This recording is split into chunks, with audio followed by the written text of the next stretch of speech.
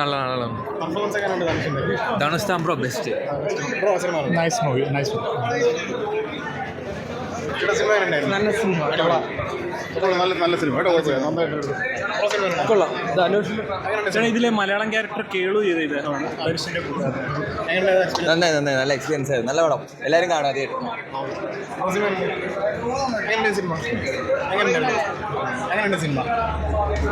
പടം കിടലിനായിരുന്നു.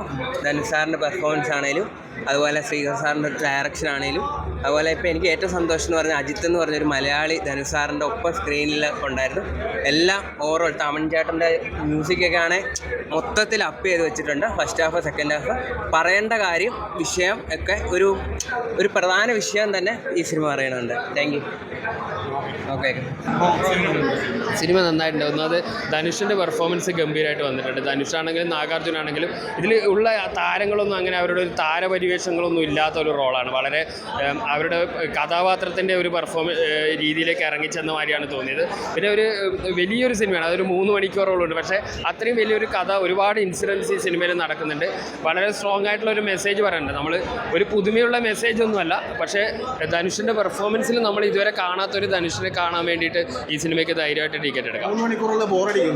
ബോറടിക്കുന്ന ആ തുടക്കത്തിൽ വളരെ സ്ലോ പേസിലാണ് ബിൽഡിങ്. നമുക്ക് ഏകദേശം കഥയുടെ അങ്ങനെ ത്രില്ലിങ് അങ്ങനത്തെ ഒരു സംഭവമല്ല. പക്ഷേ ധനുഷിൻ്റെ പെർഫോമൻസ് അടുത്ത നിമിഷം എന്ത് സംഭവിക്കുന്നുള്ളൊരു അവസാനത്തെ ഒരു ക്ലൈമാക്സോടെ എടുക്കുമ്പോൾ 20 മിനിറ്റ് വളരെ ഫാസ്റ്റ് പേസിലും ആ ഒരു ഒരുപാട് ഇമോഷണലി കണക്റ്റഡ് ആയ ഒരു പെർഫോമൻസാണ് ധനുഷ് ഈ സിനിമയിൽ ചെയ്തിരിക്കുന്നത്. കാരണം ബ്രഹ്മാണ്ഡ ചിത്രം എന്നല്ല, ശരിക്കും പറഞ്ഞാൽ ഒരു ബ്രഹ്മാണ്ഡ ചിത്രം, ഒരു ബ്രഹ്മാണ്ഡ നടന്മാർ 2 പേര് വളരെ സാധാരണക്കാരുടെ ലൈഫിലേക്ക് ഇറങ്ങി വന്നു എന്ന രീതിയിൽ അങ്ങനെയാണ് ഈ സിനിമയെ കാണേണ്ടത്. കാരണം ഒരു പൈസയുടെ ആ ഒരു രീതിയിലല്ല ഈ സിനിമ എടുത്തിരിക്കുന്നത്. ഇവരുടെ പെർഫോമൻസ് ബേസ്ഡ് പടം 2 പേരും നാഗാർജുനാണെങ്കിലും ധനുഷാണെങ്കിലും നന്നായിട്ട് പെർഫോം ചെയ്തിട്ടുണ്ട് സിനിമ.